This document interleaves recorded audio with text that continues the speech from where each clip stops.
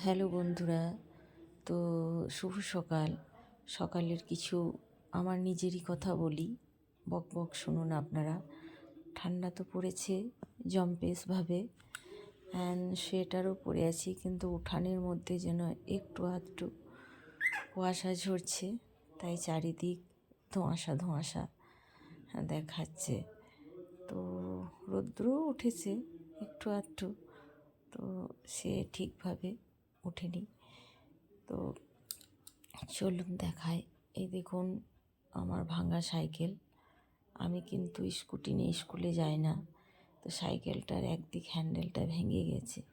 Cycle একটা চাই আমার, ওই কিনবো করে কেনা হচ্ছে না। হ্যান্ডেলটা এইভাবে ধরে রাখি, মানুষজন বুঝতে পারে না, কিন্তু খালি বিলে চললে তখন মনে হয় যেন পড়ে যাব। এই দেখুন স্কুটি নিয়ে আমার ছেলে আজ তো হাট থেকে চলে এলো। স্কুটিটা আমি কিনেছি, কিন্তু ছেলেটাই আমার চালিয়ে বেড়ায়। অফিস গেলে তবেই যাই, ছেলে আমার হাট করে চলে এলো। এই দেখুন ফুল গাছগুলোতে কত সুন্দর ফুল হয়েছে। আর আমাদের গ্রামে না প্রচণ্ড হনুর উপদ্রব, এক কথায় বাঁদর যেগুলোকে বলা হয়।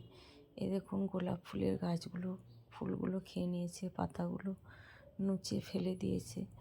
দেখে কেমন লাগছে। হাসবেন্ড এই ধনে পাতা লাগিয়েছে, আর আমি ধনে পাতার চারপাশে একটা করে অন্য গাছ দিয়েছি। এটা হচ্ছে আমার তুলসী মন্দির, এখানে হাসবেন্ড বাদাম গাছের চাষ করেছে। গাছগুলো চিনতে পারছেন? বাদাম গাছ। এটা হচ্ছে অরহর গাছ, আহির গাছ যেটা বলে। আমার সন্তানের জন্ডিস হওয়ার পর এটা লাগানো হয়েছে। তো মন মতলব ভালো নেই, হনুতে শেষ করে দিল সমস্ত গাছগুলো। কীরকম ঠ্যাঙার মতো দাঁড়িয়ে। দেখুন ফুলগুলো, এত সুন্দর ফুলগুলো ফুটেছিল।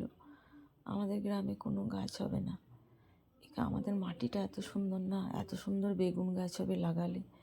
হনুর ভয়ে লাগাতে পারি না, কি করব। তো বাদামগুলো গাছের তলে থাকে, তো এই মাটির তলে, তো যে কারণে হাসবেন্ড লাগাই যে বাঁদর আসবে উপরে খেতে একটু দেরি লাগবে তাই। আর ওই দেখুন দূরে গোল্ডেন কালার, সেটা হচ্ছে বাবা মনোহর দাসের মন্দির। আমাদের বাড়ির পাশেই বাবা মনোহর দাসের মন্দির বন্ধুরা। আর পাখিটা চিৎকার করছে একবার করে। আর এটা তো আমার বাড়ি, জেনে নিই আপনারা। আর এই যে পাশে, এটা আমার হাজব্যান্ড টিউশন পড়ায়। এই রুমটা করার ইচ্ছে ছিল না, কিন্তু পায়খানা চেম্বার করানোর জন্য যে ইটগুলো আনা হয়েছিল, সেইগুলো মানে একটু খারাপ ইট ছিল। তো ইটগুলো কোথায় আর ফেলবো, আবার ভালো ইট এনে পায়খানা চেম্বার হলো, আর এটা টিউশনি রুম বানিয়ে দেওয়া হলো।